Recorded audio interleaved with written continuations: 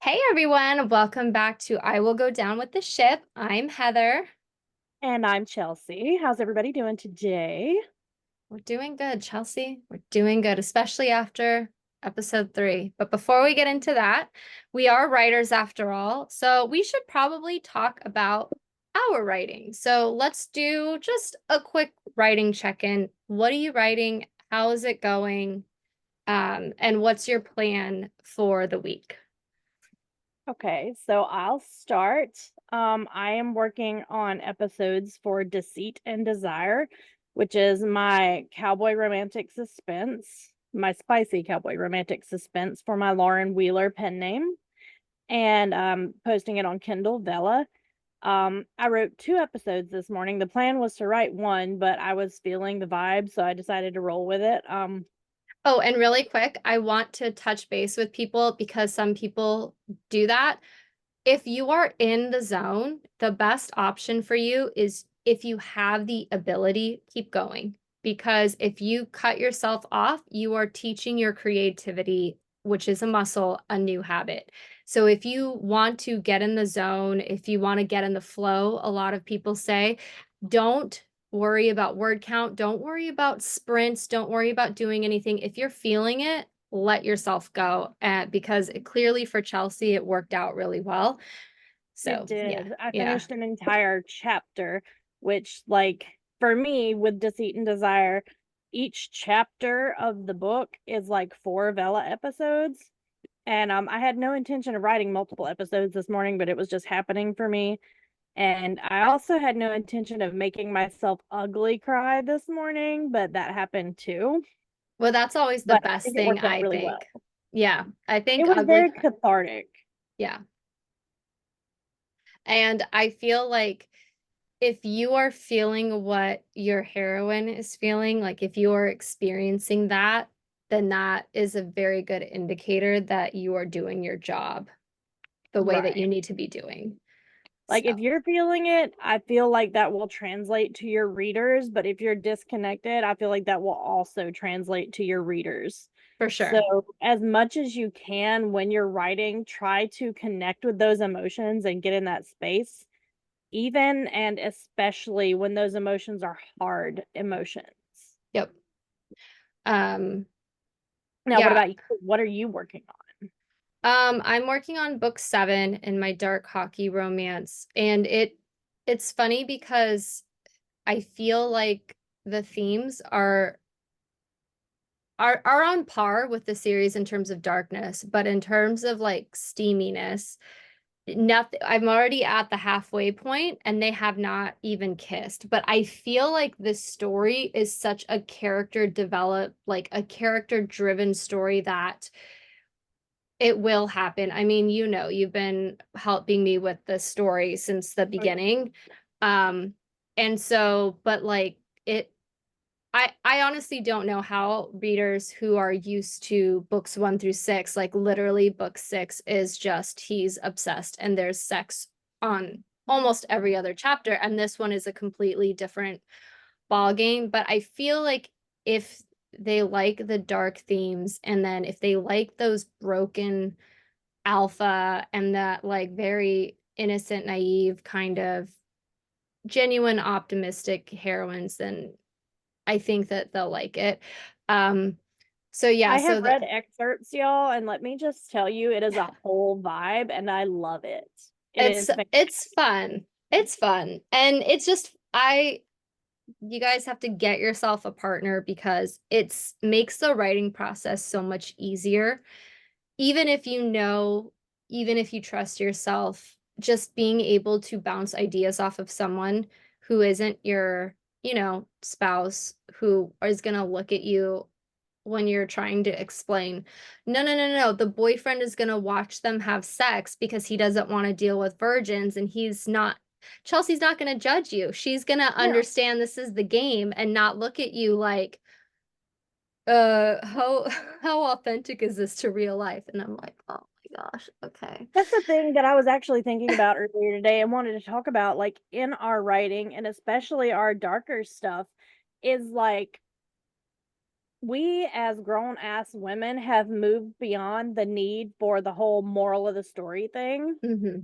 And we are living in an era now with our writing, and I think with the things that we want to read and the ships that we want to consume, where we know what fantasies we want to consume, and we don't need a moral of the story to go with it. Yep. We realize that it's fiction and we want to consume what we want to consume, and we realize that it's fiction. So it is safe for us to consume these things that are dark because it's fiction, Right. and we don't need that moral of the story thing. Like, we don't need the black cat from that one version of Little Red Riding Hood that's like sitting on a shelf and waiting until after we have eaten our grandmother's flesh to tell us what just happened and then call us a slut. Yeah. Like, we don't need that. We're past that point in our lives. And I And it's think, what yeah, we go ahead. consume. No, and I think to go off of what you said, um, I think that having that or making that choice, like to go off with the Red Riding Hood thing, let us have sex with the big bad wolf. Like, let us Right? choose to do that and not fall into it. Like, and this is so important in your own writing, is make your characters like choose to do things, whether it's the right choice or the wrong choice. Don't have life happen to them where they're in these circumstances beyond their control. We don't want victims as um as our characters. They might become victims, whether they are assaulted, jumped, they're fighting, whatever, but they don't have to act like they're victims. Right. They They don't have to live in the victim mentality. exactly. And I think that we are allowed to, the reason we love books, whether we're reading them or writing them, is we want to explore these fantasies that is safe for us to explore. And this is why we love some of the shows that we love. And this is why we get so angry when we have those morals shoved down our throats of like, like, oh, here's Daemon Targaryen. You shouldn't love him, even though we've made him this character. Now I'm going to ruin his character so you don't love him because you were never supposed to love him in the first place. Like, don't do that crap. Like, lean into your character. Don't censor yourself just because you're worried that, oh, it's not politically correct or it's not what it's supposed to be. If you love age gap, if you love professor student, like all of that, for those forbidden tropes, like go for it. Like, you will find an audience, trust me. Like, Right? Your we are audience out is there. absolutely out there. Yep. Like, Ghoul shippers, we are out here. We are Yeah. absolutely out here, and we are all for this. But going back to what you were saying about let your characters make these choices, just give them agency. Yeah. That's really, give them agency, and also give us as your consumers Hmm. agency and the ability to make the choices that we want to make without shoving moralisms down our throats on the regular. Like, we have moved past the childhood fairy tales of this is the moral of this story, this is what you need to learn from this. We want to consume what we want to consume Hmm. without having things crammed down our throats at this Right. point. Right. And I know that we've touched on this like every single episode, but I think that it bears repeating multiple times over because we keep seeing it, especially in popular culture. And, I feel like in the indie space, there's so many different options for you, regardless of what you like to read, whatever your kinks are, you will find something. And usually you'll find multiples of something. Where the reason why we get so stubborn about this is because you aren't going to find it in shows or movies right now. Like, you're only going to find certain things. And I think this is one of the reasons why we were so passionate to start this podcast, is because we really want to take something that as of right now is so good on its base. Like, every single episode, you know, is so good. And even like, if you want to kind of get into it, when they kind of touch on communism versus capitalism, right now, at least, that's kind of a background. That's part of the world building, and it raises interesting questions without necessarily picking a side. And again, this is as of right now. And I think that, as long as the show doesn't become one way or the other, I think that if the focus is on the characters and making it make sense for the characters and how the plot needs to respond to the characters, then I'm good with it. And I want to show this example as this is great writing. This is what we want to see more of, especially within popular culture, because in the indie community, you can find it. Like, you will find good books, you will find good series, you will find this. And, if you're trying to become an author and you're trying to go indie, this is a really good example of how to build this world, how to build these characters, even to a degree, your romantic relationships. And I just think that, and obviously Chelsea and I, in further seasons of this podcast, will touch on shows that aren't hitting the mark or that have made mistakes, and we will go into why. But I think that Fallout was the perfect show to start with, just because this first season was so solid. It was. It has really been an incredible show so far, and I've been incredibly duly impressed. But a thing that I want to say about Bethesda games in general, like the Fallout games, Skyrim, like most of the Elder Scrolls, stuff like that, is that they do not push one agenda over the other or one faction over the other, and that is something that I love about them. Like, you can join the Brotherhood, or you can like be a raider, or you can, like join a band of ghouls, or you can be a Minuteman or whatever, and like they don't cram any one thing down your throat. Like, you can explore all of that stuff on your own. And one of the reasons that I have very high hopes that we may actually get a romance between Lucy and the ghoul is because in the Fallout games, you have the capability over and over again to romance your ghoul companion in the game. And I've I'm heard just that. like, Yep. please, Right. please.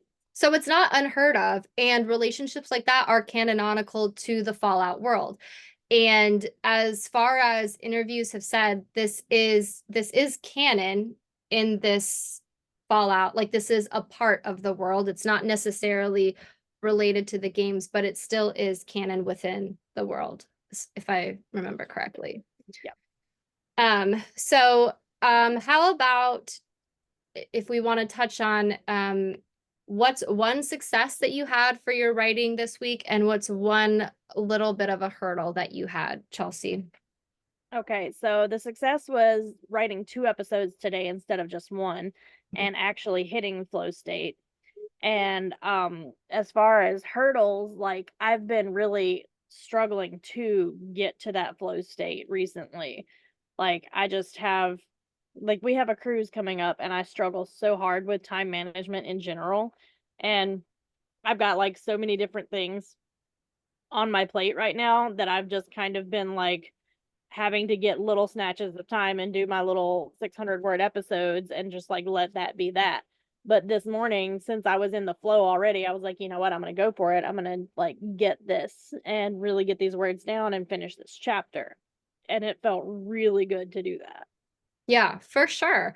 For me too, I feel like one of the struggles that I've had with this writing is just, I really, really, because the story means so much to me, I really want to make sure I'm hitting these beats. And so it's just kind of slowing down and really taking the time to make sure the structure makes sense, that there's a cause and an effect, that there is a chapter and then almost like a reaction, like a sequel chapter to it. I want to make sure that they're feeling the emotions, that it's believable. And so it's not so much a struggle, it's just I'm really slowing down the writing process for myself in order to give it that time and attention.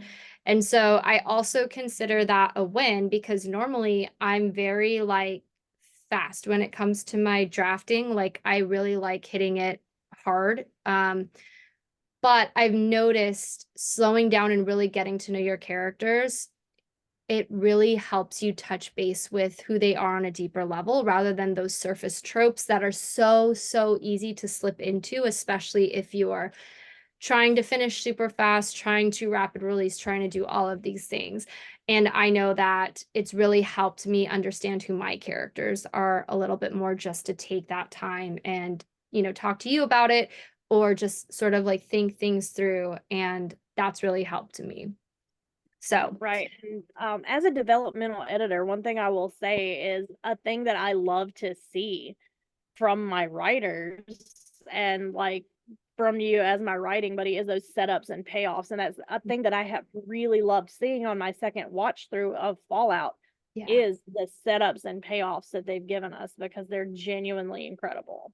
Well, and it's funny, and we'll go into this in a couple of minutes when we start talking about the show, but it's like on that second watch through that you wouldn't necessarily like. For me, it's like you're taking in so much at one time, and when you go through it again, you're going to pick up things that you didn't notice before, or you did notice but didn't understand, and now you come back with that understanding. And I just think it's honestly like so good. So why don't we jump into the third episode called The Head. And Chelsea, go ahead. Why don't you let's talk about it. All right, I love it. With the beginning, I love how this episode opens with Cooper Howard filming one of his westerns, and Yep. we think at first blush that we're seeing that same swagger he has now as the Ghoul, but they turn the moment on its head Yep. with that really beautiful "do I really have to kill him" moment, and I love that so hard. It tickles me because here we're getting a glimpse of the Cooper Howard Lucy grew up idolizing, Mm-hmm. and perhaps more importantly, we're seeing the beginning of his destruction, the beginning of the downward spiral that ultimately leads to the Ghoul that we know and love. And in that moment, it's almost like past Cooper is defending future Lucy's ideals. Yeah. He's arguing with Emil, and it's adorable. Oh And it yeah. really underscores all the ways that Barb wrecks him Yeah. and like leads him to becoming what he is now. And I love the back and forth with Emil and arguing about the script and the new direction, and Cadillac Bob, who got fired for being a communist but wrote the best scripts in Cooper's opinion, Yep. where his character was very clearly a squeaky clean good guy who behaved very much like Lucy does. And I just love that parallel that they set up for us. Oh yeah. I mean, and so yeah, that's exactly what I have. And it's interesting because again, it's that setup of when Emil says they don't want to see that squeaky clean guy anymore. They want to see that someone like you who is so squeaky clean, even someone like you can be pushed to extremes, driven to these extremes. And Cooper Howard responds, well, yeah, but that's not really what I do. And I feel like right there is such a poignant moment because obviously it is. He is pushed to extremes, he changes. And now, when we see him interact with Lucy, starting with this episode on, he is now going to be trying to push her. And even Walton Goggins has admitted in an interview that I just saw today that actually when he first sees Lucy, he recognizes something in her. And and he even is like, I'm going to push her a little bit because he recognizes her intelligence and he wants to see how much he can get away with. And so just having that sort of like, we saw pre-Ghoul and now we see the Ghoul, and we don't necessarily see what spurred him to become it. We can make inferences. It's like that is really good in terms of writing and setup, just character development, because the Cooper Howard we know as the Ghoul, like he is that guy. He is the guy who was pushed to the extremes, and he thinks of himself as this naive guy who's like, oh, I would never do something like that. And it's interesting because if we go back to I think it was episode 2 where Wilsick tells Lucy something about who are you going to be when you become a different animal altogether, or it's like, Right. yeah, Are you still going to want the same same things things. Yeah. to become a different animal altogether? And I loved that line. Like that Yep. was fantastic. Yeah. And that is another way to foreshadow, is through these little pieces of dialogue. And so, yeah, That's really genius writing. yeah.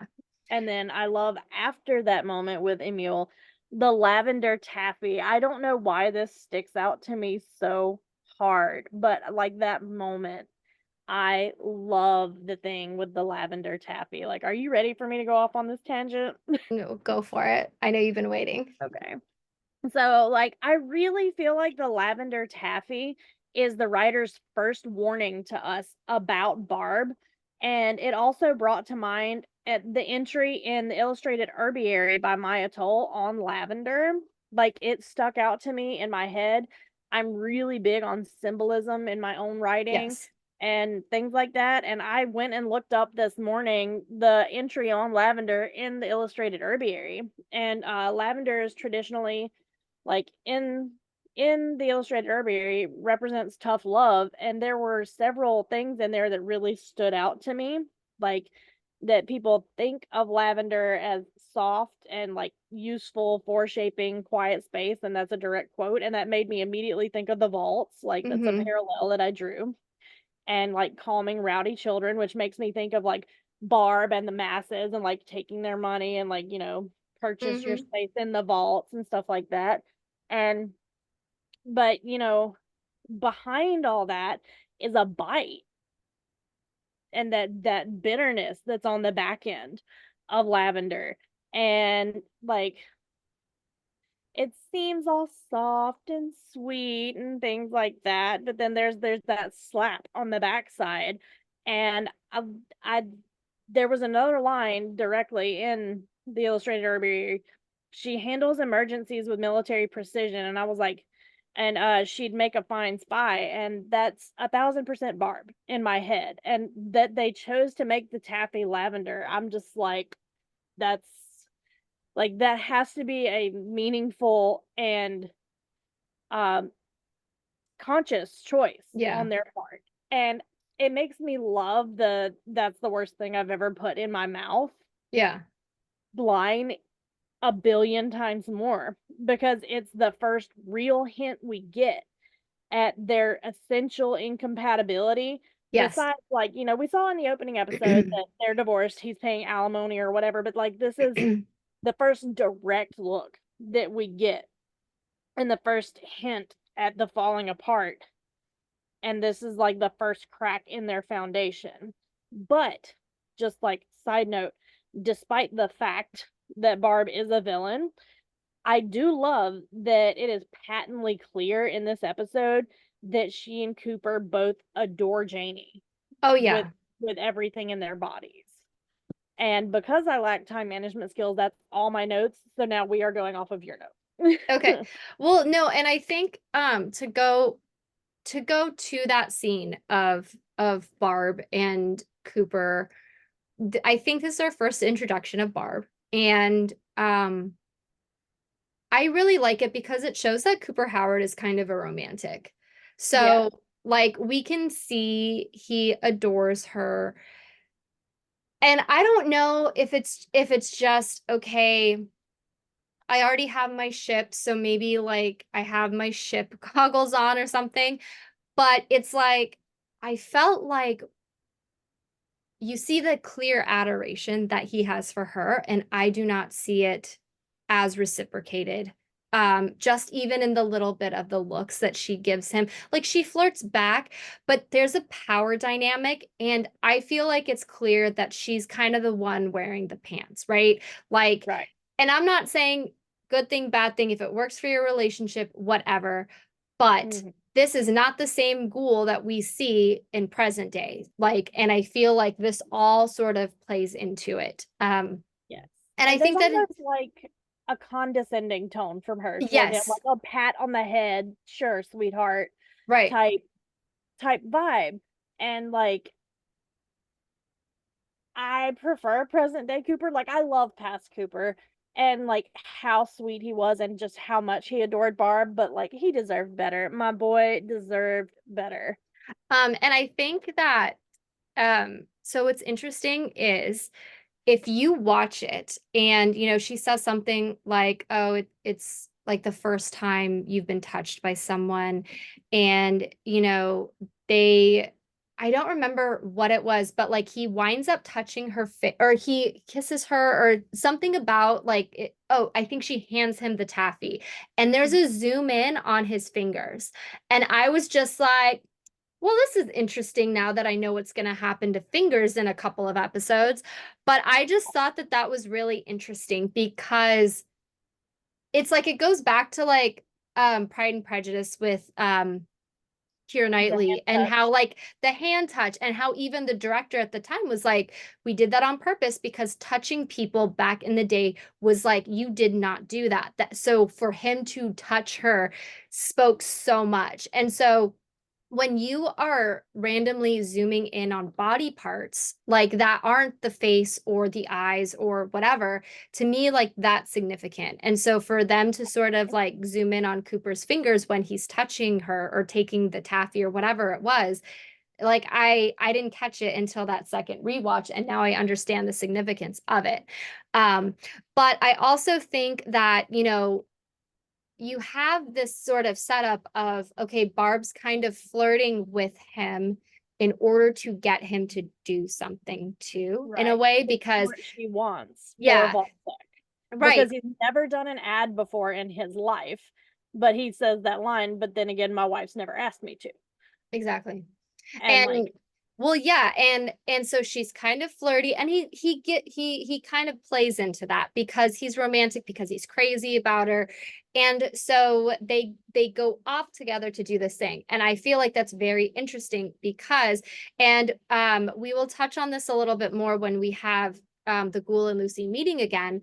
But when the Ghoul basically has a gun to Lucy's head and she turns to look at him, she's not scared of him. Again, she's not disgusted. She's not any of those things. She actually, it feels like, and I know this is just me being a romance writer, it's like her face softens. She smiles and she's like, she says something like, oh, hey, or oh, oh, hi again, or hello again. something, hello Right. again. And it's like, I wouldn't say she's flirting. She's just sort of like this innocent girl.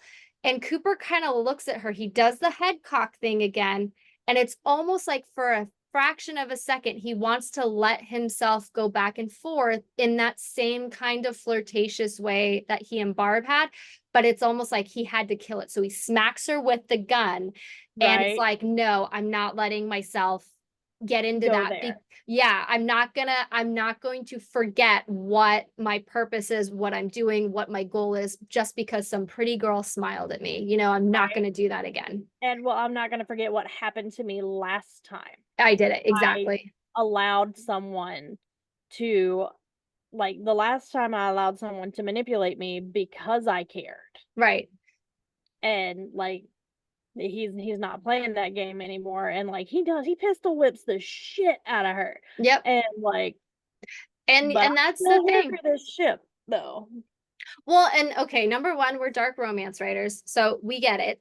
Number two, it's like, again, this goes back to setting up a character and understanding the motives. And so sometimes it takes a couple of rewatches, especially since we don't have the words on the paper. So we can't make assumptions based on a text. Whereas as writers, it's a little bit easier to show motivation with our words than just showing, because we're not in Cooper's head. We're not even in Lucy's head. We're just kind of watching what's being given to us.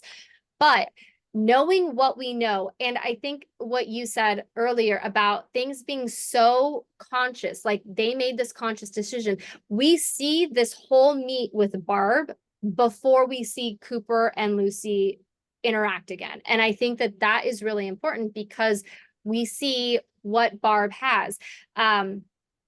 What Cooper and Barb have, I should say. And like you said, even Janie's there, and we see like it's a very cute family dynamic.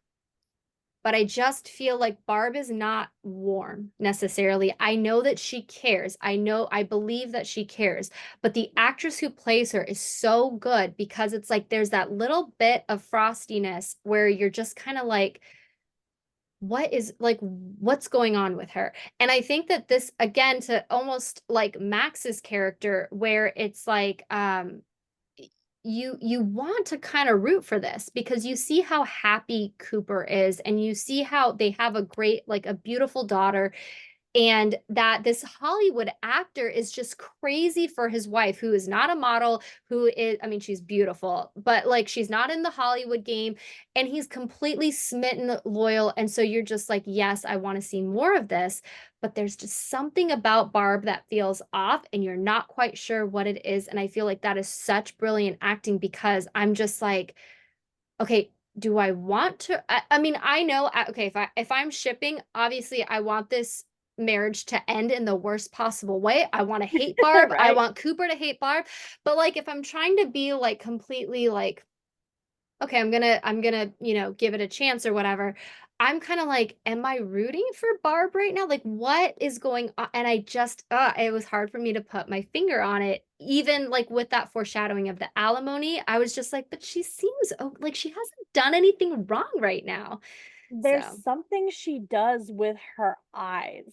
oh, we'll talk about that. It's I have notes for that. she's so like it's just like this super intelligent but cold and calculating Hmm. look Yeah, that she does that is absolutely brilliant. And like she plays masking well. Like she has this very pleasant mask, yeah. but she keeps that calculating look in the eyes, and I think that is played absolutely brilliantly. Oh, yeah. Okay, let's really quick. Oh, okay. Yeah. So I really want to touch base on Max really quick because I don't think we talked about I think it was the first episode when we first meet Max. We see that he's essentially getting bullied by the other um brotherhood. And again, this goes into we are sympathetic for him at this point. We don't really know who he is. We see that he is getting bullied. He doesn't deserve to be bullied. And so again, it's that okay, we're rooting for him. And we see that one of the people kind of leading the charge is this blonde guy named Thaddeus, who otherwise I mean, you look at him and he's kind of has this like he's kind of a nerd, you know what I mean? In the Yes, best way. Like absolutely. you can tell, like, you're just kind of like, this guy is bullying this guy, like, what's going on here? And, I loved how they explained it in this episode. Like oh, that was yeah. brilliant. So, but I think that it's just to go back to like so we see Max and we see him after the fact, and I just honestly like I love this world building that they do where you can literally sell your teeth for caps and just things like Right? that. And so like if you're building your world, like one of the things is obviously you don't want to info dump. We don't need to know every single thing about your world. What we do need to know about the world is how it's going to affect your character. Everything that you do, whether it's plot or world building, it needs to be based on your characters. And so I love that we kind of hear a little bit of like, we get the hint in the first couple of episodes about the teeth, but then Max actually goes in to sell teeth because he's trying to get this part Part fixed. for the suit. Yeah. Yep. And I just loved it. I thought that it was so funny because she's just like, he's like, can you fix this? And I'll give you extra if you do it fast. And it takes her like all of 1/2 of a second to fix it. Right. I And thought that was fantastic. yeah. And so so anyway, so what's really fascinating is so he fixes the suit and then he gets a call from the Brotherhood basically saying, hey, you missed your check-in. And I just feel again, it's that ability to lie where I mean he's shit at it, but Right. Like I love how hard he goofs, but it does come so easily to it's him. come so easily to him. And then when he realizes he's getting a squire, he's like, oh shit, what am I gonna do about this? Right. And And so I love the irony that it is Thaddeus. Like that was oh such yeah, a brilliant writing choice. Like I I love love Thaddeus. every bit I'm of not that. gonna lie, he is I like so him too. hilarious. He He's is so very hilarious funny. to me. And it's so weird because it's like I saw him beating the shit out of Max, but then it's like I don't know how to explain it. And this is what's so good about the writing and the acting. And it's like it's like you want to root for all of these even the chicken fucker. You want to root for this Right. guy. Like, Right. come And on. like why? Yeah. Why? Why do I want to do that? I don't know. Oh my gosh.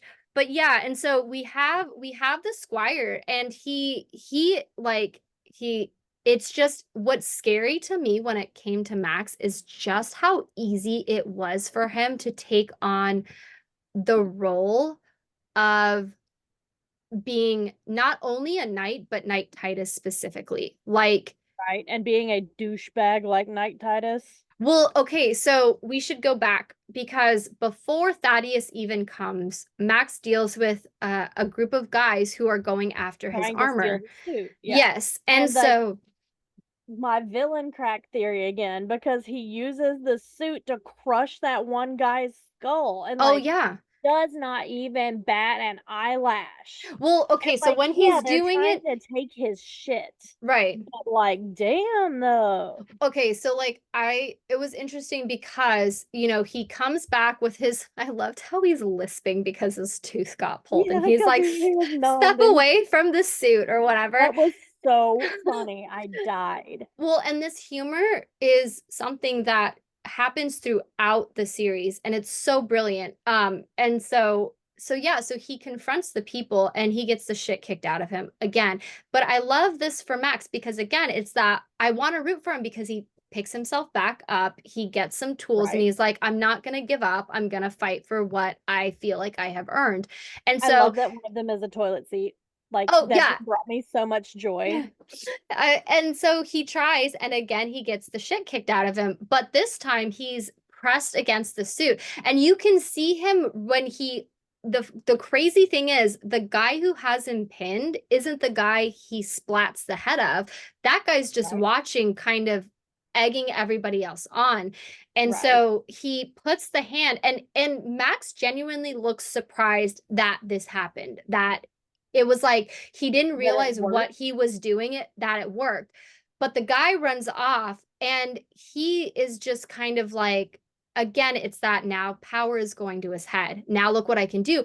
Because when Thaddeus comes and he kneels down, he's like, I'm your squire. Max automatically puts his hand out like he's going to do the same thing to Thaddeus.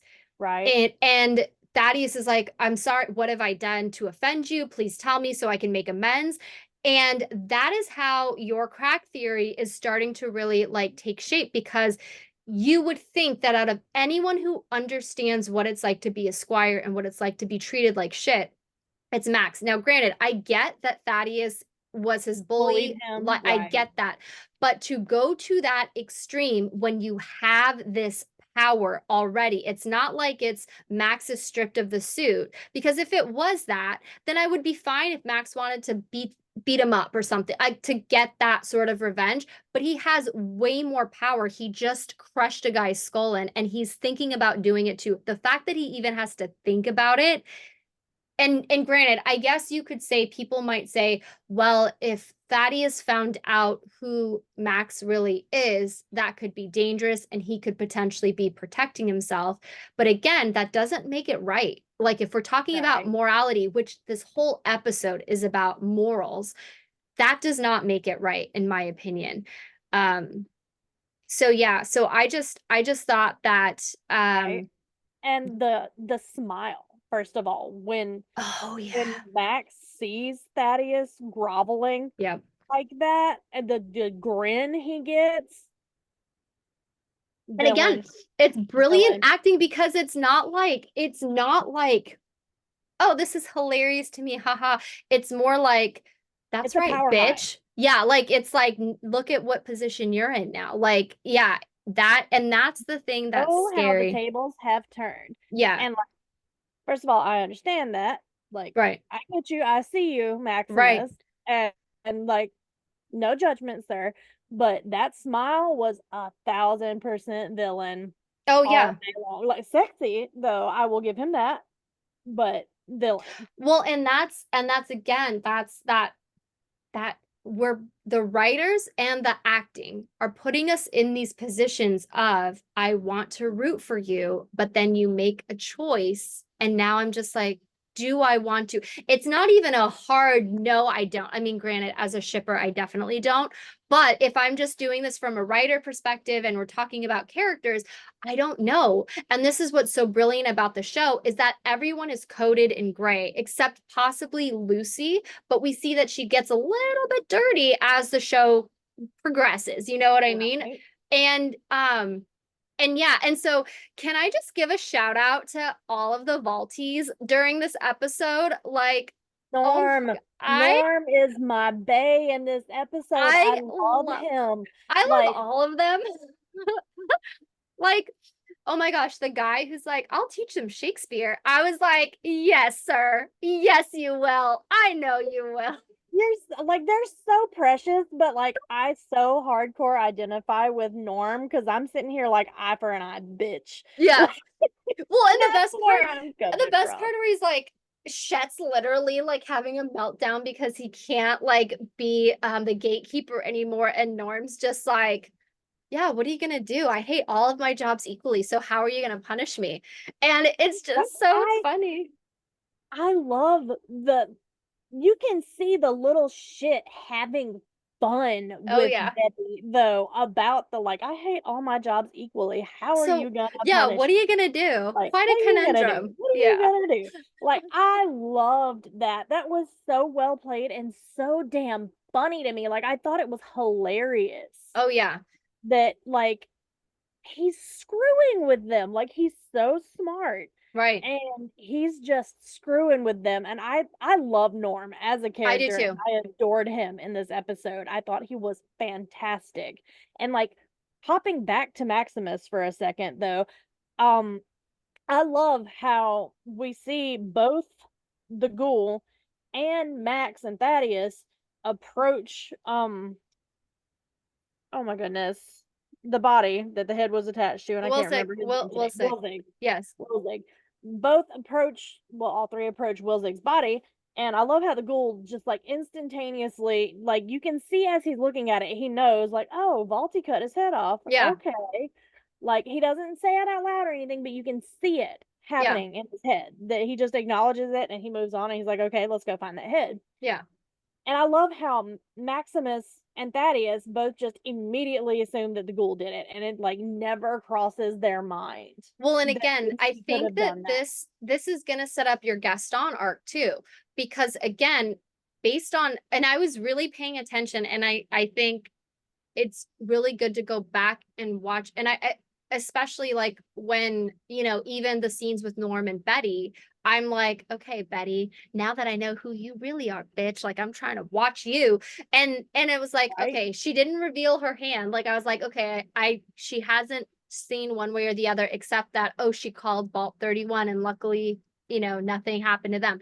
But to your point, the Her fact, poker face is so genius, oh though. my Like, gosh, yeah.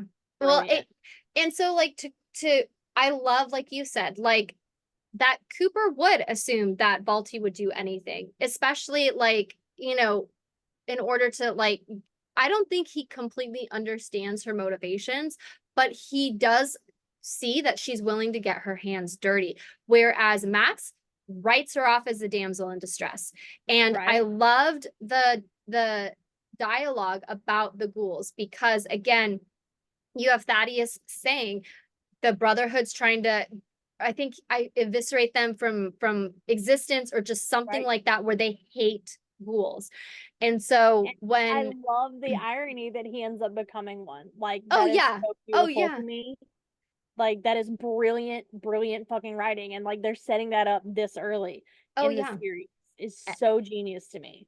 Well, and I think that that is just again, it's telling that Max only sees Lucy on that surface level of the big doe eyes. She's innocent. She's something pure that needs protection. She can't go out and fight because she's incapable of doing something. That's why she needs a big, strong man like me to protect her.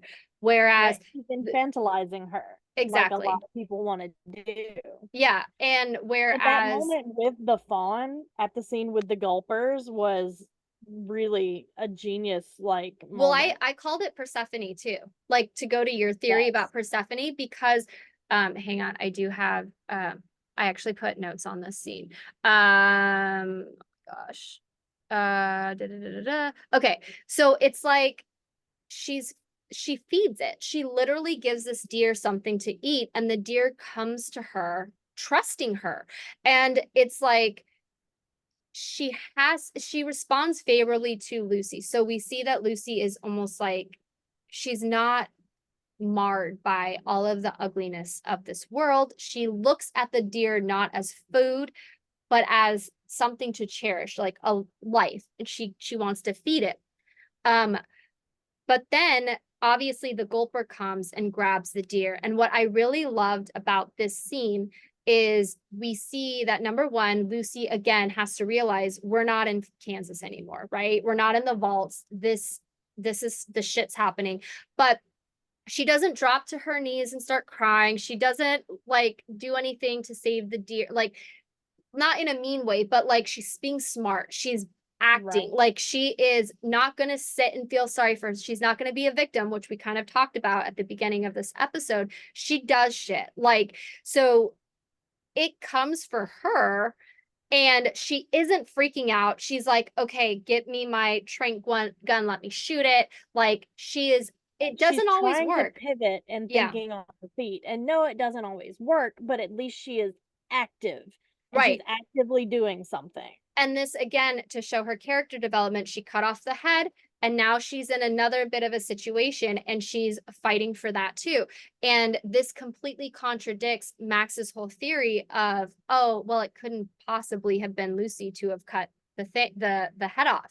Um, but I did want to go back to Max and Thaddeus because I think that the whole fact that you said, like, Thaddeus is sent as the squire, I think that this really puts Max in a position of I can either be empathetic because I understand what it's like and I'm going to choose to forgive what happened, or I can really use my power to make his life shit the same way that he did to me. Get that sort of revenge. And it's not necessarily revenge on and you know what's interesting is that I don't understand why it's different. Like, I don't understand why it's different. I just know that it is. Do you get what I mean? Like, in Mhm. terms of like revenge, because I'm like, oh, Cooper's gonna go for revenge for what happened to his family. I'm all for it. He deserves it, blah, blah, blah, blah, blah. But I'm like, why? And I don't know if it's because Cooper is not in a position of power right now. He is not. He's a ghoul. He is living off of the chem, and I just feel like Thaddeus has all, or not Thaddeus, Max has a lot of more power. You know what I mean? And Yeah, so we root for the underdog to get that revenge, but I don't think Max is exactly. an underdog in this Mm. position. No. And like Cooper is constantly getting the shit kicked out of him True. every which way he turns. Like life turns this man every which way but loose. And that is why I think we root for him. Hmm. But Maximus almost keeps like stumbling into these lucky power plays. Right. And it feels hollow, and I think that's why we don't necessarily root for him as much because it doesn't feel like he's earned it. No. And it just feels like a lack of scaffolding, a lack of support, and, like, if he hasn't earned it, I'm not gonna root for him. Right. And so when Thaddeus gets back to Max before they set off going after the head, there are new orders that the Brotherhood has sent where kill whoever stands in the way. Now Max knows that Lucy is going after or is with Wilsick right now because that is how Yeah, they met. So he understands that based on these new orders, he has to essentially kill Lucy. And obviously, he's not going to argue it or whatever, but it's just something to keep in mind in terms of foreshadowing when he is potentially put in a position of having to kill Lucy. And so, what's very interesting to me, and we'll talk about this earlier or later when we get to the episode, is obviously Max and Lucy pair up, but that's because Max and Thaddeus have split ways. It would have been very interesting to have seen what Max would have done if Thaddeus was still around. Like if he right. had to be in a position of, okay, what do we do? Do Um, I side with the Brotherhood or do I side with her? right. And not only that, because it would be easy, I think, for him to kill Thaddeus, but how do I use this to my advantage? Which is exactly what he did when he went to Vault 4. Um, okay, And can so we just give a nod to Vault 4 real quick? uh, Because the experimentation in there is why gulpers exist. oh yeah, and again, that foreshadowing when you look into the gulper and you see the fingers and it's your first watch through, you're just like, holy shit, like what am I looking at? And then it's like once you get to that episode, you're like, oh my gosh, it's a person. Like, so Right. And then, so the setup with this, like the vault of all scientists in Vault 4, and then like all of that. Like that was so beautiful. And we'll get to that in that episode. But like the setups and payoffs and the yeah, setup with gulpers in this episode was absolutely beautiful. yep. And like that's why this series is so strong. Like they came out swinging Hmm. with season 1 of Yeah. Fallout. So now we get to our favorite part of the episode. We see Cooper and Lucy meeting, and so obviously she loses the head. Actually, we should go back really quick. Lucy is brilliant, and so she puts a tracker up Wilsick's nose. And so this is again that setup, that foreshadowing, whatever you want to say. And she's kind of trying to figure out, okay, what's going on with this head? Why is it so special? But she's not going to cut into it anymore. She's just going to trust that the head is going to get her to her dad. And that is all she cares about. So we see her putting that tracker in, and she loses the head after the gulper grabs her, which is very interesting. Um, because I think that that's the perfect way to show the second we saw her put a tracker in, we were like, okay, the head is going to go somewhere. She is going to lose it at some point, or it's going to be taken from her. Um, but then so she gets there's that cock of the gun, and then she looks back and she sees him and she's like, hello again. In that like the cutest way. Oh my gosh, Ella, such a genius. Again, I wish I knew, like, did that come from her? Was that the direction? Like, and Cooper just like looks at her and kind of does that head tilt again. And it's like he wants to so badly like banter the He way that he did wants to with Barb. engage, but Yeah. he knows right now that he can't. Like, he has got to protect himself because it went so badly last time. Yeah. And so he smacks her and knocks her down. Um, and so I just think that so then obviously we have Cooper, we see Lucy in the water, Cooper pulling her out, and they talk about torture. And he's like, So funny. I'm not torturing you, sweetheart. I'm using you as bait or You something think. like that. And the thing that's interesting that I found is that technically speaking, a gulper doesn't need anything to be alive. Like he could have, if he genuinely wanted to, just killed Lucy and used her body as bait. But he was purposefully keeping her alive every single time he pulled her up. And you know what the best thing, I actually put a note about this is so okay, when she goes down, you see his hand kind of go for her ass and then grab the rope. I don't know if you've seen it. I'll send you a gif of it, but oh my gosh, it was I noticed it the second viewing time, but it's like he almost hesitates because the rope's up here, but his hand's going down there, and then bam, he grabs the rope. And I'm like, aha, I don't blame you. Like, Yes. but Send me that and gift, please. I will Yes. send it to you. But anyway, so yeah, so Oh, he's my shipper heart. we have to, again, these are our crack theories, but it's for me, it's like, okay, he could have killed her. Like he could have killed her because his plan is just get the head. He doesn't need another body to have to deal with. He already has to deal with so much shit on his own. And so he is choosing to keep her alive. And I do think that he Right? likes engaging in this little banter. Like he's like, And it back in the costs day. him. Yeah. Oh, yeah. And again, it's like that no good deed goes unpunished kind of thing. Um, Exactly. Which, like, people out there who make edits to songs, the new Ronnie Radke featuring Jelly Roll, All My Life, I don't know if that's the actual title of the song. I need a Cooper Howard edit to that song. right. I Please, wish I was good people. at stuff like that. Like I'm not. Right, me too. I'm not either, but like I know there are people out there who can do it. your Ghoul Sea shippers, help a girl out. Do a Yeah. Cooper Howard edit to that song, Oh please, my because it is gosh. so on point. Yeah. And this next scene, I think, does a really, really great job of, again, that setup, but that cause and effect. So we have, obviously, Cooper is struggling to get Lucy up. So he has to leave the rope and go grab something else. But in the process, the gulper knocks Cooper down. So Cooper is flat on his ass over there. And then the gulper turns to Lucy. So Lucy, again, because of the setup in this episode, she's not going to be scared, she's not going to be screaming, she's going to look around for shit to try and defend herself with. And guess what she happens to find?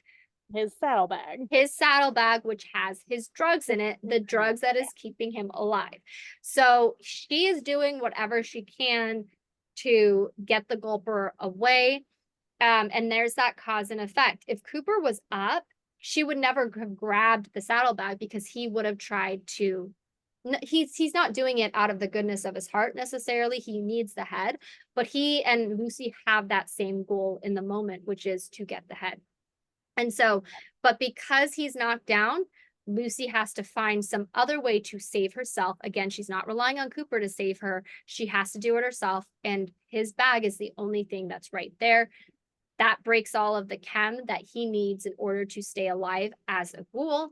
So once that gulper kind of, goes away, like, Cooper realizes, oh shit. And the best part is he's like, motherfucker, like that is I where love that that moment. line, like you can tell he's mad. And this is, again, Walton is just such a good actor. Is so far we've seen him either completely smitten, a laid back guy pre-war, and even just the cool calculating, I'm going to watch and observe what happens before I act as the ghoul. But in this moment, we see him angry. Like we can tell there's a difference. And he's angry because he needs the chem to stay alive, and he needs to stay alive because he's trying to get to his family. And again, this is really important in terms of reiterating their goals and why your characters are doing what they're doing. It's all back to character motivation. So I think that whole scene is just brilliant. I think that, to me, the chemistry is, chef's kiss. It's on fire. Yes, Um, absolutely. um, so I just think that, so they are now forced to, I think Cooper says something like, Lucy's like, where are we going? And Cooper says something like, oh, okay, no, they talk about the golden rule. We need to talk about that scene. Yes. So what does she say? She says something like, I'm why? sorry, I should have just let it eat me. Oh, That yeah, whole yeah, too, yeah. yeah. And she's all like, how can you treat people this way? And what does he say? Something like, that's that's how it is here, or something. I forget what he Right. says. I And forgot what it he says, like, he's almost like mad at her for not having that same mentality. Like, why don't you treat people this way or something? And she's like, well, the golden rule, like, obviously. And he's like, unto others as you would have done unto you. right. Yeah. And he has his own golden rule for the wasteland, The which golden rule is of the wasteland. Thou shalt get sidetracked by bullshit shit every every time. time. That is the best line in this entire first season, I swear to God. I Because, like, as a person who has played the games, the side quests, so on point. Well, and now we don't have to say, oh, I'm on a side quest. It was like, nope, got sidetracked by bullshit. So I think that's awesome. Um, and so, yeah, so then we see Max and Thaddeus have come upon the Gulper now as well. And again, I like that he gets his ass kicked.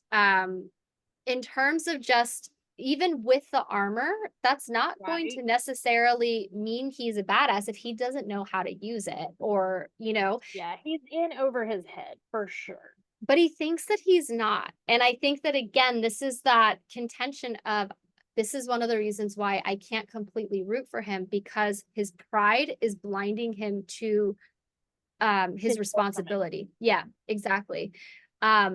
And I do like that he gets his ass kicked. And I feel like this mirrors Lucy a lot. And I do think that there's a lot of mirroring between Lucy and Max, but in a very interesting way, because Max is constantly, I almost want to say, adapting to every single scenario, but in the most selfish of ways. Like, how can I make this work for me or save my ass? And I get that that is the mentality that you have to have in the wasteland. Whereas Lucy, she's getting her ass kicked too, and but she is doing it for a reason. She's not, she needs to survive in order to get to her dad, just like Cooper needs to survive to get to her, to get to his family. Whereas Max wants the glory. Like, he specifically uses, I think, the word glory in this episode of just that is why he wants to survive. He wants to get the head, he wants to return so he can get all of that respect.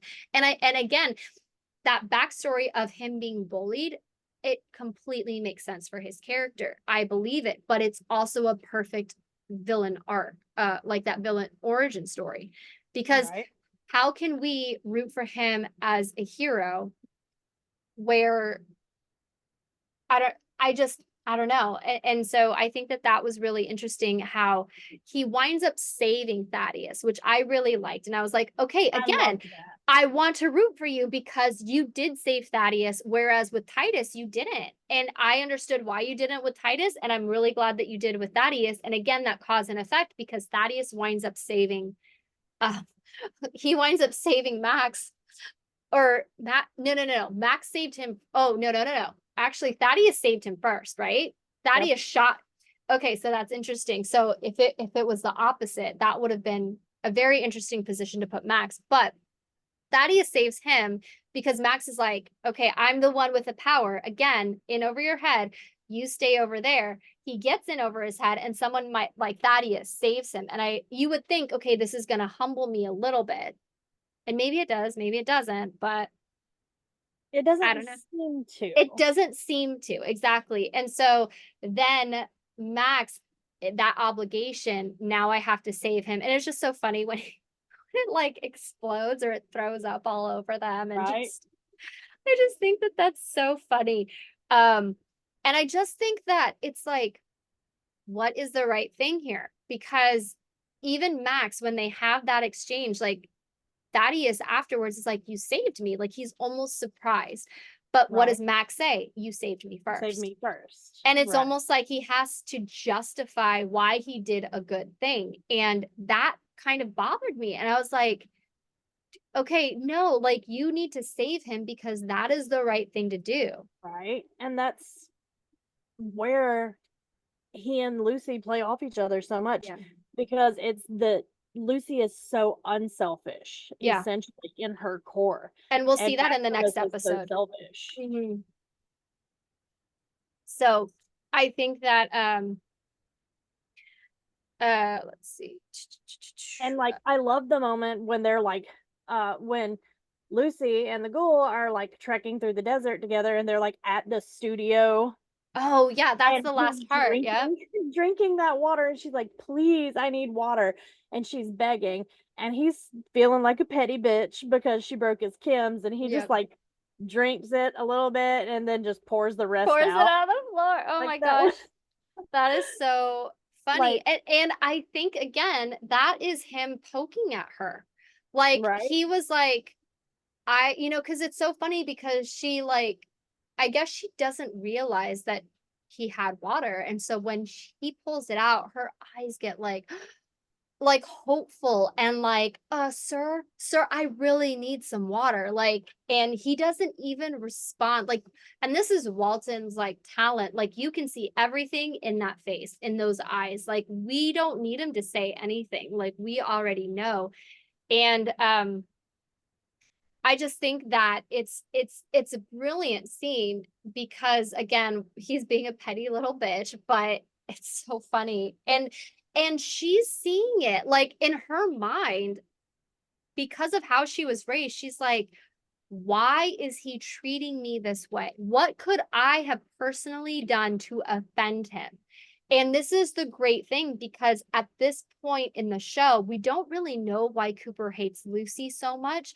But what I really, really like about this is I don't know if you remember, but I think I can't remember if it was the first episode. Yes, I think it is because that's when Lucy gets her vault suit on and she says something like, "Oh, it's a little tight."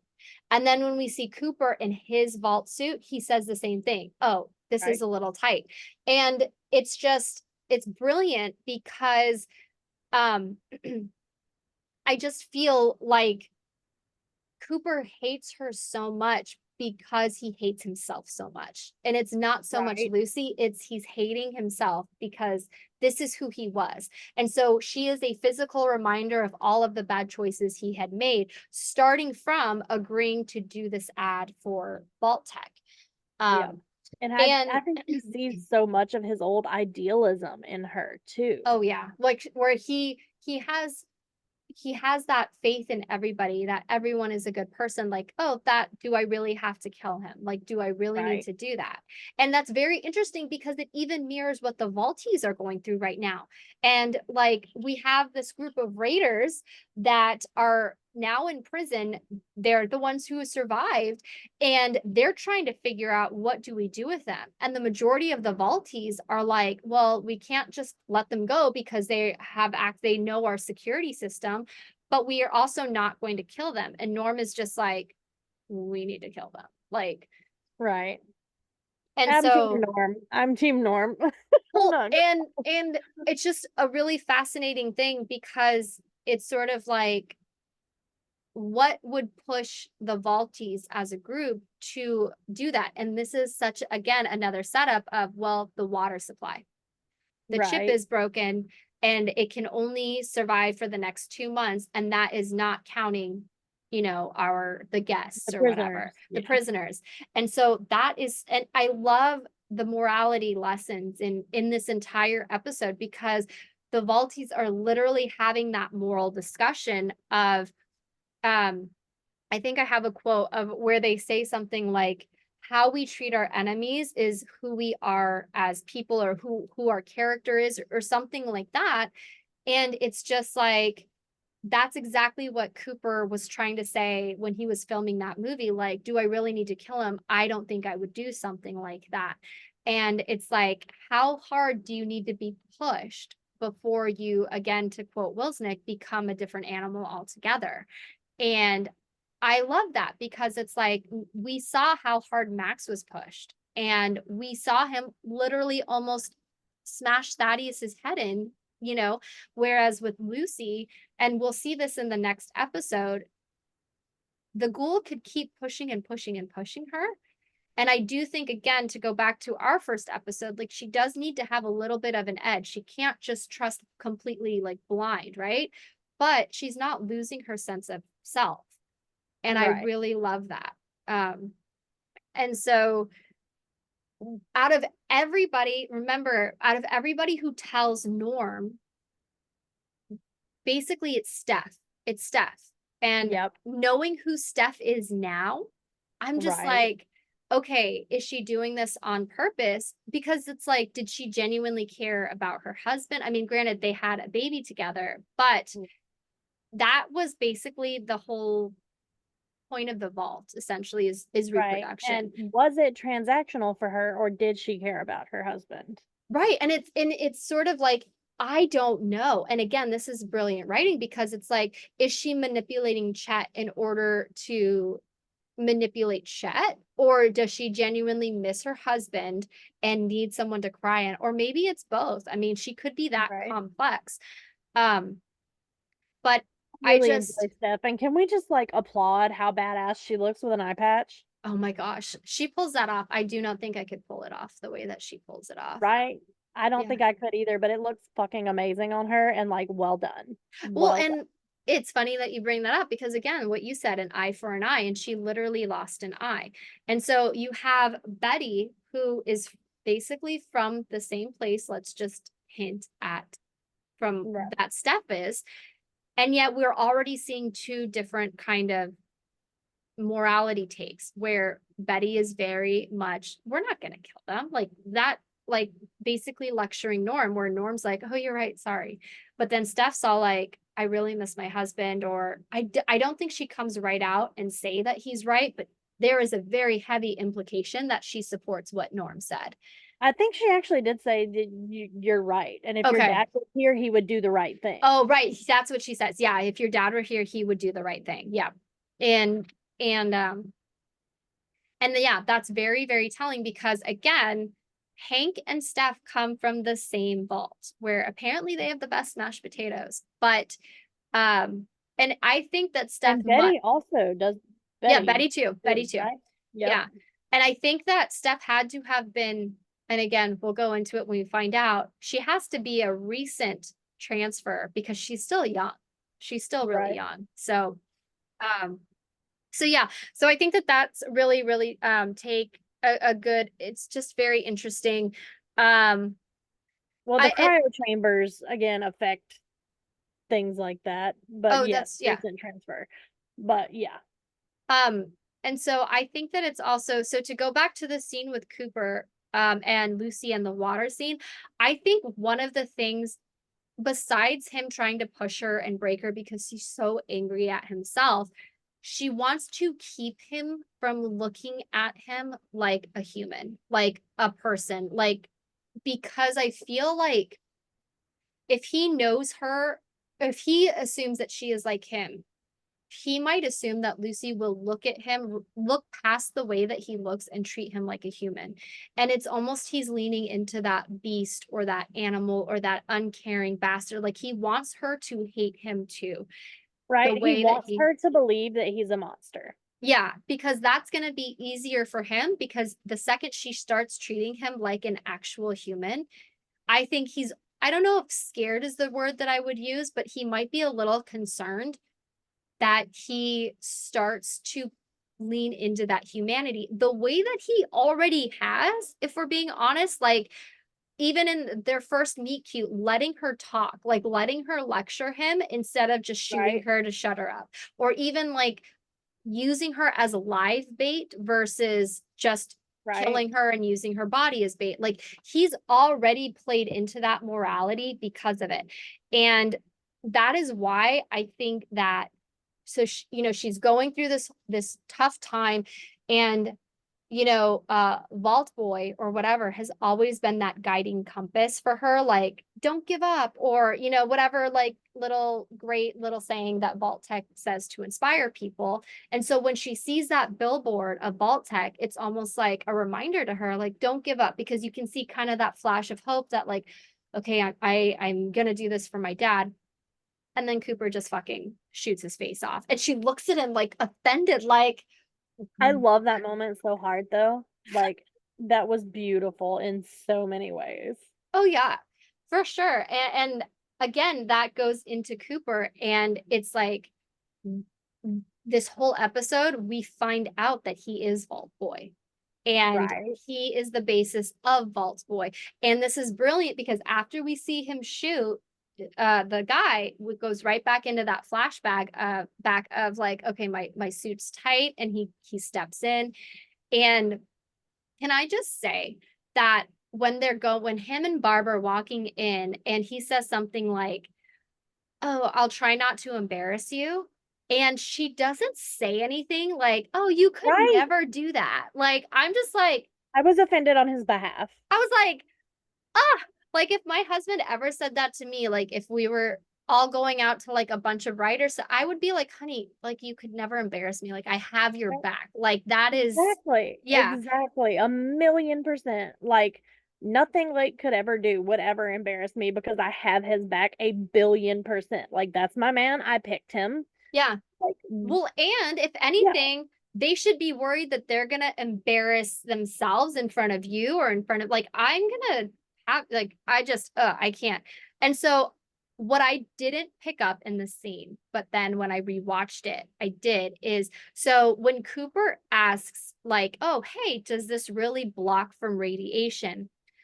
The two suits look at look Barb. at each other and look at Barb. They look at Barb for an answer, and Barb kind of nods, like, okay, you can say it. And then they say, oh, yeah, it does. And obviously, it goes way over Cooper's head because number one, he's not going to, think of like, why would he worry about his wife? But it's just crazy because, like, first of all, that's her husband who's literally doing her a favor by being part of this ad. So you would think that, of course, Right. they can speak freely, or of course, they're touting the suit as something that does block from radiation. Why do they need someone's permission to then say it? Right. And not only that, his own wife's permission. And so, like, it almost It makes me almost makes you question if if it's they do. actually true that Yes, it blocks radiation or not, or yes, if they're just taking your money and it doesn't.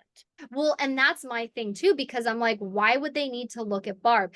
And that's hugely implies then that if it doesn't, she just okayed them lying to her own husband. Like, if you Right? think about that for a second. And it's crazy because you have him saying, "You guys are doing God's work. Thank you guys for what you're doing." Like, oh my Right, gosh, and he's so so pure. genuine and so Yes. sweet, and I'm just like, "That bitch. Yeah. Oh, So she he's deserved better." well, and it's like so think if you think about it, like she's taking advantage of the fact that she's his wife. She's taking advantage of his own patriotism because not only is it, oh, his wife asked me to do this ad, but he genuinely thinks he's protecting American people by, selling them on Vault Tech because, Right, with bomb talks, he wants to protect, the people. And so it's like he right. As genuinely an believes. ex-Marine, he cares Yeah, he and wants genuinely to believes in protect a what he's fellow doing. American. Exactly.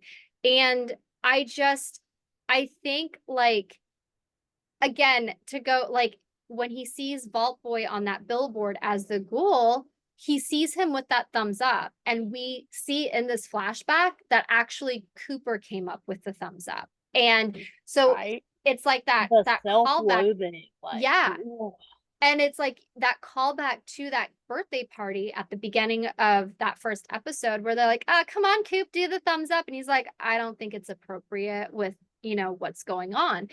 And it's just it is that self-loathing. And it makes me wonder, like, and maybe this is a crack theory. Maybe I just have my shipper glasses on. I don't know. But we know that Cooper and Barb were together when he went overseas. But Barb is a high position in Vault Tech. Did she go out of her way to target Cooper because of what he represents to the country? Like, is their whole relationship a setup in order to use him as sort of like this spokesperson for Vault Tech? Or is it based on truth and then it just turns bad? And I don't know which one would be worse, to be honest. right? Right? Like, but like, how insidious would it be if the whole thing was a setup from the get-go? And like, she is calculating enough that I could see that being a thing. Right. Right. Well, and it's like and the crazy part is, and again, we'll touch on this when the episode comes up, but for Cooper's dog, like I like the rationale behind why pets shouldn't be in the vaults genuinely makes sense. When she explained it to Cooper, I was like, okay, I could see that. I understand that. However, I also don't I do not think, like, I feel like Barb has such like she's literally at that circle meeting. So she is a high ranking official that she I think with the backing of let's pretend Cooper doesn't find out about all of this stuff. If her husband is Cooper Howard and she has her position, I am sure that they could have made an exception for Roosevelt if she really Right? wanted to. Yeah, And if so she wanted to. I have that theory that like it was her idea to not have pets in the vault because she right. doesn't even like Roosevelt. Yeah, I agree. And like, I can't get that theory out of my head. No, and so far, like, that's gonna be, like, a headcanon until we find out otherwise, and the thing is, Right? it's like to go back to what's great about the show and this writing is that every character, again, besides Lucy, is very morally gray because Right? I do believe that Barb genuinely loves Cooper. She loves Janie. She wants them safe. Like, I think that she makes all of these sacrifices for her family. Like, but there are trickles where even She I genuinely question believes she's doing the right thing. for her family. And I'd be the same way. I'd be like, I don't give a shit about anyone else. Like, as long as my family is protected, that is what I'm working towards. I completely get that. But the thing that makes me kind of like, there's that selfish element in it as well, because even, and I think they talk about this, I think you mentioned it from the first episode, where Cooper's like, if I had my way, I'd retire from acting, or we would move to a ranch on Bakersfield, and that is all. Right. Like, and Betty, or not Betty, Barb is just like, well, I don't want to do that. Like, I want to work, I want to be a part of this. I don't just want to be like this, this stay-at-home mom. And I totally get that too, but at the same time, it's like, I thought that you cared about your family. So where is your line? You know what I mean? And so it's like, you want to keep your job and do what you want to do, even if maybe the best thing for your family is to get away from Hollywood, to get away from the city, to just kind of chill. Like, this is what your husband wants. And again, this is how I know that sort of like Barb kind of wears the pants in that relationship, is the whole, well, he's not pushing it on her. And I love that. I love that he respects what she wants to do. I love that he lets her kind of take the lead, but in a healthy marriage, there has to be some kind of compromise, and I don't Right. see any compromise on her parts. She won't even let them take the dog. So, Right. it's like, There's no give and take. It's right, all Cooper giving and Barb taking. right. And so that's why, that is where my dislike for her comes in, because I do not see her doing anything, like, even to go to the taffy. It's like, Right. she gives him the taffy that he doesn't like, and he takes it. And it's just kind of like, and I think this is again why he is so hard on Lucy, because I think that, and I don't know how Barb was when she and Cooper first met. I don't know if she was like, she had all of these ideas and she wanted to change the world and she wanted to be like this good person, but Cooper is not looking at Lucy like, oh, that's my daughter and I have to protect her. He's looking at her like, that's me and I hate it. But I also think a part of him, and I don't think it's like, oh, that's Barb, but it's like, I'm not going to fall for this again. And Right. he compares it to Barb. So in my opinion, he sees her as a viable romantic partner, or else he like, there is no reason for him to, keep her alive the way that he does. Um so yeah, so I think that it's very, very interesting, how everything was set up. Some of the follow-throughs that we saw in this episode, just like the dog, like the dog stuck with the body.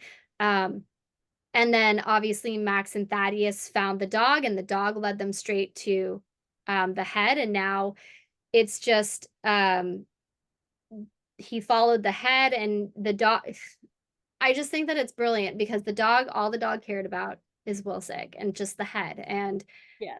yeah, so It so was a genius episode, but like literally every episode has been absolutely brilliant and has fired on all cylinders. oh yeah. And a lot of it is like that quirky like, we get the humor from the vault, the vault, the guys, and just, and that is going to pay off when we get into Vault 4.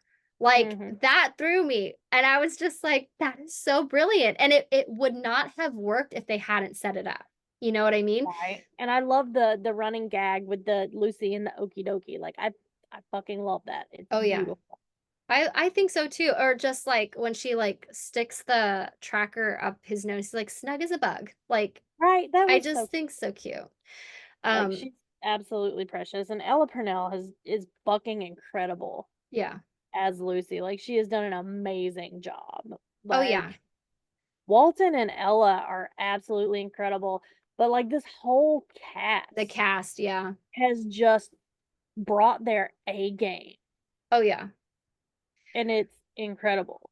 Okay, so let's put our shipper goggles, the goggles on.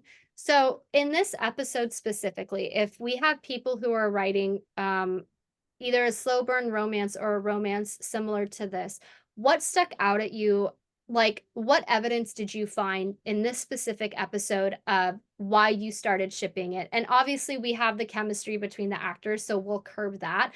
But in terms of Right. either actions or anything like that, what did you see specifically?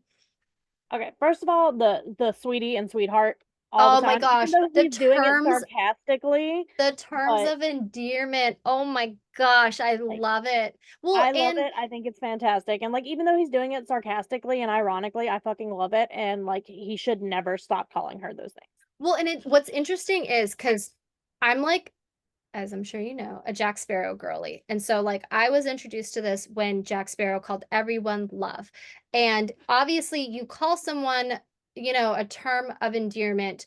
Obviously if you're in a relationship, it's me and my husband joke, like the second he says my real name, I'm like, what did I do to piss you off? Like, my name is Right? not Like Heather to you. Like, I am right, like honey or babe or whatever. exactly. Like if Blake ever says Chelsea, I know I'm like, am I in trouble? What did Yeah, I like do? what did I Am I do? going to the principal's office? Like Uh, what so happened? So it's like, so Jack Sparrow, he called everybody. So it was like a blanket. Everybody loved because he didn't remember their names and yet he didn't want to be an asshole, so he would just call everyone love, right? And so Right. what's interesting to me for the Ghoul and Lucy is he doesn't stick with one. He calls her Valty, he calls her sugar, he calls her sweetie, he calls her sweetheart, he calls her darling, he calls her all of these things. And I'm Right. like, okay, number one, he doesn't want to get a name because it's almost like naming a dog. The second you name the dog, It's you yours have forever. it's yours forever.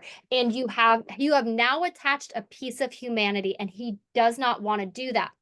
But he could call her anything in the world. And Right. instead, he calls her these names like that what you would normally call like Your significant your other. significant other. Mhm. And they just keep coming out of his mouth like he can't help himself. Mhm. And I love it with my whole entire being. I do Like, too. even though he's being snarky and sarcastic with it, which I fucking love, by the Yeah. way, Oh, yeah. like, I just love it. I think it's fantastic. So what else? Tell me what else. Hmm. Like you said, the like him keeping her alive because there's like 87 times by episode 3 that he could have shot the shit out of her and removed a giant headache from his fucking life Yeah. at this point, and he has chosen not to repeatedly. Right. And like he just keeps like low key looking out for her, even though he doesn't have to. And we'll get to this in later episodes, also specifically with the organ market. Yep. And like, why would you do that if you don't care? Well, and to go off of that too, I mean, you have him talking to her like a human, whether he wants to or not. I think that the Ghoul is the type of person, and we kind of saw that in his like introduction in Philly, right? Where he's just keeping his mouth shut, watching things. He doesn't really talk unless he has to. And we kind of see that play out over the course of the season. And I feel like the fact that he is talking to her about like studies about waterboarding or torture or all of these things, that Right? shows that he recognizes that intelligence, that she can keep up with him mentally. And I think that he almost, as much as he hates her, sees her as an equal to even have a conversation with her about stuff like this in the first place. Right? And it's like he cannot help himself. No, he can't. Yeah. It's and like I love that energy. Like she drives him fucking insane, but he cannot stop engaging with her, and I love that. Well, my crack theory for season 2, and again, we'll do a whole episode on our theories for season 2, is just after everything that happens in episode 8, she's gonna be so quiet and he is going to like miss her constant talking. Yapping. And then he's going to push her, something's gonna happen, she's gonna start talking, and then he's just like, "Would you shut the fuck up?" But the talking he secretly like enjoys, I think. Yes. So, um, so yeah, so I think in terms of like the the the shipping, I think that that is where that comes from. And so when you are writing your characters, you can do the same thing. Like it's almost a guarantee, but like now let's look at the entire series. I don't remember him ever saying anything, a term of endearment to Barb. I don't remember him saying any terms of endearment to anyone that he comes across. So unlike Jack Sparrow, who kind of uses that term of endearment fleetingly, like it doesn't mean anything, he just assigns it to everyone. He is only assigning it to Lucy. And so as a shipper, that makes her special. Whether in a good way or not, it doesn't matter because um he has made her a focal point in his life, whether he likes it or not. And so Yes. I really like that. Um, and so obviously, like he winds up, it's weird. Like they almost kind of save each other from the Gulper in a weird way. Like they kind of work as a team already. And yeah, and I really like that. Like again, she's not screaming and he's not like it's like I almost feel like he looks at her after the whole situation and realizes that maybe she's a little tougher than she looks because she's not screaming, she's not like, "Oh, no," or crying or anything like that. Like she almost got eaten by something she never even knew existed. Like these are fingers coming after her. And I feel like he's caught up in the moment because he's pissed off about the chem, but she's tougher than she looks. And even to go back to the water situation, she's not complaining about anything as of right now. It's only when she sees the water that she asks for it. And so, Right? And she doesn't whine no, even when he dumps the water out. Like she's not a whiny little bitch about it. right, Like she just kind of sucks it up right. and keeps on trucking, which is like kudos. Yeah.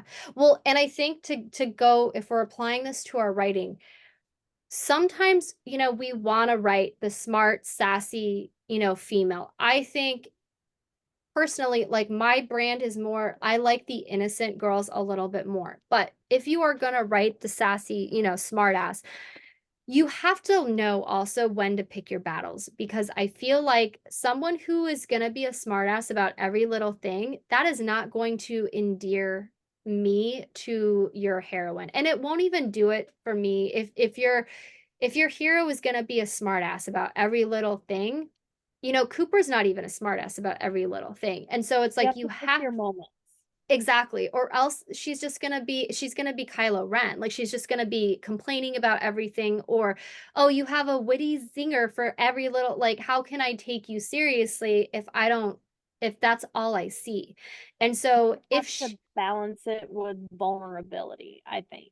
Oh, at 100%. And so this is why I love exactly what you said about her, Chelsea, about how like when he dumps the water, she sucks it up. Like she doesn't complain.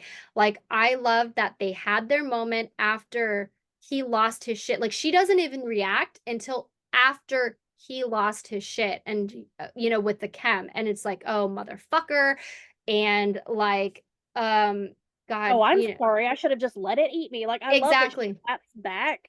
Yes, and she Also, should have clapped back in that moment. That was the perfect moment to clap back. When he's using her as live bait and she's like, "Why are you doing this to me?" Like that is the perfect moment to do it. But if she is doing it for every little thing, then it becomes annoying and then we don't actually see, you know, again, it's like Cooper wants her to react. And so she actually has more power by not reacting, by staying right? quiet in certain things. And that is what I love because it's much more balanced right now than even though he has the whole rope around her neck and is dragging her through this wasteland.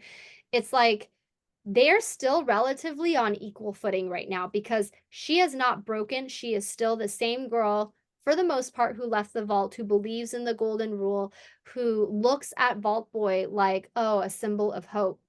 And it doesn't matter what Cooper Howard does to her, like she is going to hold that. And so if you're writing your heroine, just like you said, have moments of vulnerability. Like I don't see her when she's saying, "Why are you doing this to me?" Like, that is not her clapping back. That is genuinely a moment of vulnerability because she doesn't understand, because of this golden rule that she has grown up with, why someone would choose to hurt her when she has done nothing to deserve it. And Right. so when she does clap back after he loses his shit on the chem, instead of being like, "Oh, that was really smart of her to use what she had as a weapon to not break down," like, it's like she's like, "Oh, I should have just the thing eat me." And, like, it's funny because his response to that, like, do you remember how he responds to her saying something like that? It was like 4 a.m. this Yeah, morning. I can't even remember, but it was like, I don't even know if he does respond to it or if he's just so focused on the chems, but it's like that was the perfect moment for her to kind of lose a little bit of her own control and be like, you can't push me around. Like, you just used me as live bait. And now it's like I save us because Cooper's fucking flat on his ass right there, and you're mad because of this. And the great thing is she doesn't even know why he's so mad because she Right, doesn't like, she understand doesn't know this what world they're yet. for. Yeah, Yeah. exactly. And so this will obviously come into play in that next episode, but I just found it really, really fascinating. Like, and again, as that shipper, it's so funny because Cooper has been trying to poke and poke and poke, but Lucy kind of had the upper hand because he lost control. Like, and for good reason. Like, he doesn't want to turn feral, right? But Mhm. it's like, you know, she kind of won that round, to be honest. Like, she's alive She did. and he lost his shit. Like, out of all the poking, like, and she only poked him one time. So, Right? Like, out of all the button pushing he's done to her this whole time, he's the one that ended up losing control and, like, losing his shit, and, like, all she did was clap back one time. yep. And I just think that, and I love the whole, like, as a shipper, that grumpy sunshine dynamic. Like, you can already see like they're gonna be really, really good for each other. And like you said, it's that whole Persephone Hades vibe that I'm such a sucker for. Um Right. and so, and even, like, to go to the water, like, him being that smart ass about it, and just the look on Walton's face when he drops the water is just so perfect, like, It was. is so Like, you perfect. can see the "fuck you" on Oh, his face yeah, as and he's this throwing the how water she at Walt. narrows her eyes, like, yeah, I just, and you tell me I'm not supposed to ship this? Like, are you fucking insane? Like, Right, I right. just Like, I how just could can't. we ship anybody else but these 2? Right. And so I'm just like, okay. And again, it's like, and I just I just love it. I just love it as a shipper. Like, if you're developing your romance between this two, and whether it's a subplot, like a major subplot, or even just romance in general, these are little ways, especially as an enemies to lovers or a grumpy sunshine, that you can do where it's like the power dynamics actually they're relatively equal and stuff like that. And that's what I love to explore in my own writing, is like, especially if you have a virgin as a heroine, and a much an older guy, like if you're doing age gap, everyone thinks, oh, the power is with the man, but in actuality I think that it's much more balanced because usually in that scenario he falls first, and so she does have more Right. power over him.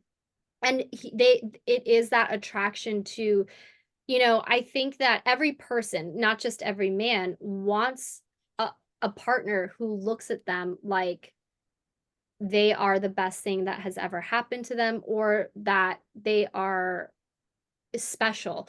And I think that this is why, Cooper is such an asshole, because I could see Lucy looking at Cooper like, or even like he doesn't want her pity, you know what I mean? And so I Right. think that he wants to be this monster because he would rather have her hate him than But to have her even, pity.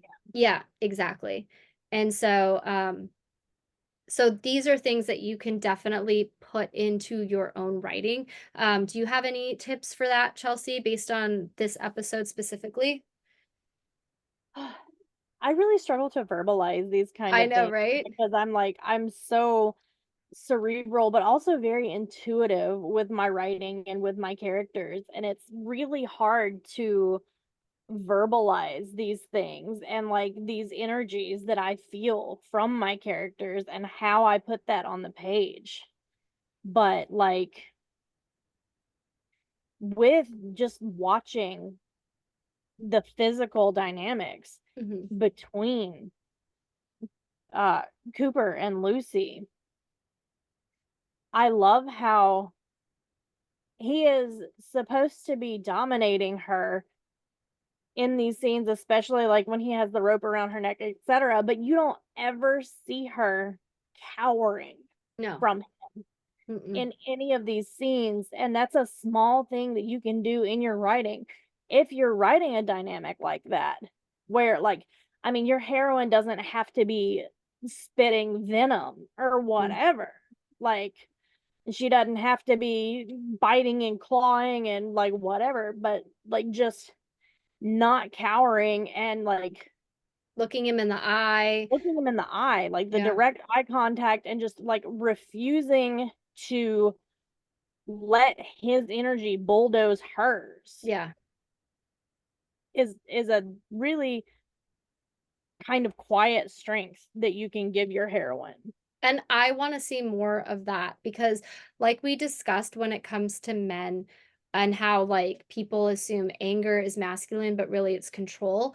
I honestly feel that when you have a female who is supposed to be a badass, we think, oh, her being a smartass, her fighting, her yelling back or standing up for herself verbally or just whatever, her picking every single battle, oh, that's a badass. And it's not. It's exactly like what you said.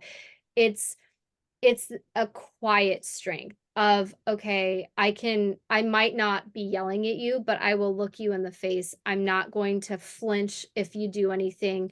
I'm not going to fight. I'm not going to struggle. I'm just going to sort of um have faith in myself and figure I will figure everything out. It's like I'm you not going to don't back down. right, I'm not going to back down, but I don't need to squawk about it either. Like it's like something I always tell, like, my stepson is, like, oh, it's like that quote from the Game of Thrones, right? I think Tyrion says, "A lion never has to prove that he's a lion, he's just a lion." And so if you're, like, constantly chirping, chirping, chirping, like, "Oh, I'm so tough," or blah, blah, blah, what do you have to prove? Like, just let your actions handle it. And so when you see Lucy just again, like, ever since he comes back, he has that gun cocked to her head, she has every reason to run or to be scared of him. And that's not just his physical looks, but like what he represents. She doesn't. She holds her own. She treats him like an equal. And I think that that scares him because he's so used to everyone, being prejudiced against him. Like the whole brotherhood wants to kill ghouls just to kill ghouls. And even where he takes Lucy in this next episode, they're literally like keeping these ghouls in these cages and stuff just because they're ghouls. And it's like I think that that really scares him because she is treating him like an equal, like a human, and he doesn't want that. He would rather be treated like a monster because then it justifies his anger and his resentment and his bitterness. And yeah, I just love that. And so just keep those points in mind when you guys are writing. Um, really quickly in terms of writing antagonists, especially love interests, it's so it's so easy to make them cliche and hated and everything, and you can definitely do that. We've all done that and it works well, but really take into consideration Max, right? Like Max is a person who is so morally gray that it's like you like it's he's just a very fascinating character. And so and you can even see this in Fourth Wing a little bit. Gosh, I can't even have you read Fourth Wing or no? I haven't yet. It's on my TBR though. So I won't spoil anything, but one of the things like, I love about the main character, oh my gosh, I think his name's Xavier. I can't even remember. But like he is very like has faith in Violet. Like he doesn't need to protect her. Like he knows that she can handle herself. Whereas the love interest wants to protect her, wants to get her away from this because he doesn't think that she can handle it. And I feel like that's very much Max. Max does not think Lucy is capable of cutting off a head. Max probably doesn't even think Lucy can go wherever she is delivering this head. And so it's like little condescending moments like that while still making him be a decent guy. That would be a very complex love interest where like the readers are probably still going to hate him because he's not the main, the love, the hero, but still like it's a lot easier to make, or it's a lot, it'll enrich the story a little bit more to make him um a character like that than it is just to make him an asshole that everybody sort of hates. So, Right. any You final have thoughts, options. Chelsea? Yeah, you have Um, options. and like with heroines, like I do enjoy a Spitfire every now and then, Yeah. a girl that will fight. Like I love Beth Dutton and I will love her till the day I die. Oh I yeah. love to watch her beat ass and drag somebody, Oh yeah. but you don't need that 24/7. I love Beth's quiet moments, Oh yeah. her calm moments, the moments where it's just her and Rip vibing with each other and understanding each other, and they're like their quiet moments together. Oh my god, I love them so much. It's not even funny. Like it makes me sick how much I love those two characters. Well, and I think the reason that we or we like Beth, because Beth is not a female character that we see nowadays that's easily likable, right? Like I Right? feel like Beth is difficult. right. But I think that because the writers did such a good job establishing her backstory, establishing that wound between her and her mother and even her older brother, I feel like we can understand it. And on top of that, like it's very similar to her own father, where it's like her loyalty is to her dad. It's not to the ranch, it's not to anyone. I would say she puts her dad above her own family as well, Okay. where like she would sacrifice Jamie, but she would sacrifice Casey for her dad. Like I think that her dad is number one, I mean besides Rip obviously, and Right. I think she would do anything for her dad. And again, there is that one redeeming quality where like she hates this ranch. She does not have good memories of this ranch, but she is willing to fight her ass off for it because it means so much to her dad. And that is something that we can all empathize with. So, regardless of all of those flaws that she has and the fact that she is constantly, constantly fighting, that is something that we respect. And on top of that, Beth typically doesn't attack unless she's attacked first. And Right. Like she waits until she is provoked. yeah, so like I always tell this to my husband because I am not a fighter at all, like physically, but it's sort of like, okay, you want to play this game. If you want to get into a verbal like word match with me, you're not gonna like it. Like that is like one superpower that I have, and I think that Beth is so witty and so smart, and she's like 5 steps ahead from anyone she's ever verbally sparred with, and that's why I think Rip is so perfect with her because he knows not to even get into a sparring match with her. He knows exactly Right. how to handle her, and again, it's like if you want to write a character like Beth, you have to give her quiet moments, or else she isn't going to be liked at all because it just can be so exhausting to fight all the time. Right. Well, So and you have to give her those redeeming qualities and yes, also vulnerability. right. Because I think something that a lot of people overlook about Beth is that deep seated vulnerability Yeah, and how terrified she is that when Rip finds out about the abortion, that he will abandon her, yeah, even though she loves him with like every single ounce of her soul. yeah, And that vulnerability makes her so incredibly human and so understandable. And I just like, I don't see how anybody could not love Beth because I absolutely adore her. yeah. So I think that yeah, if you're looking to write again, this is a great episode to look at in terms of writing your antagonist or your like love interest. And when I say love interest, I'm more talking about like the guy she's not gonna get with. And even just that setup of that enemies to lovers, that grumpy sunshine, and just little nuances really, really make everything pop versus tell, tell, tell, tell, tell. And I think that um the way that Fallout is doing this, it's so good. I loved everything about I loved the vault scenes. Like I wasn't really I mean there were times when we were with, Max, I was just like, can we please get back to Cooper? But it's fine.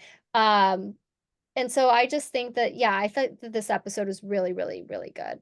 Okay. And I'm looking And forward to I episode think that 4. we do need Maximus as a foil for Oh Cooper. yeah, I completely agree 100%. Because in a way, when he's rescued from that fridge, he's very much a Lucy in that moment of like stepping into this new world that he hasn't been expecting, and he was raised by the Brotherhood to like, so a lot of the stuff is programming that he needs to either fight against or really lean into. And I do get the sense that Lucy could be that huge catalyst for him, because all Max wants to do is go somewhere safe. Like he wants to just not have to worry about when his next meal is, or like he can just go to a vault and be safe. Right. And And so valid. yeah, it is valid. So And we understand it based on everything that he's been through. But Lucy, there is no way. Like she'll save Shet, she'll save Norm, she'll save her people, but there is no way she's go to in my she's there's no way she can go back into a vault when she has this freedom of, the wasteland. And I think that when Max realizes that okay, like it could be Lucy's like, oh, we can still have our happily ever after, but I'm not going in a vault. I think that something like that is going to really he's gonna have that black moment or that like choice of like light or dark side, right? Like good yeah, or evil. And I honestly think that something that Lucy does is going to cause him to really lean into his villain era, I agree. yeah. So, and I And I think am living for Lucy as Persephone and like becoming a queen of the underworld, like a queen of the wasteland, as it well, were. she And is is it the radiation queen, right? She is the I, radiation. yes, Yeah. radiation queen and No, no, it's atomic atomic queen, queen and radiation radiation king. king. Yes. And I am living for the Hades and Persephone vibes there. Yeah. And yeah, I think that I'm just I love rewatching it, but it makes me want season 2 so bad just to be like, Right. tell me And like, everything. oh gosh. And we have to wait and it's gonna kill me. So, all right, well, that was episode 3. Chelsea, what are we asking them for their comments? Okay, in the comments, do you believe that Maximus could be a villain or not? Yes, what is your reasoning for, or what is your reasoning against? I want to see that too. And then we will be back next week with episode 4. Looking forward to it. All right, guys, have a good one. Bye. Bye.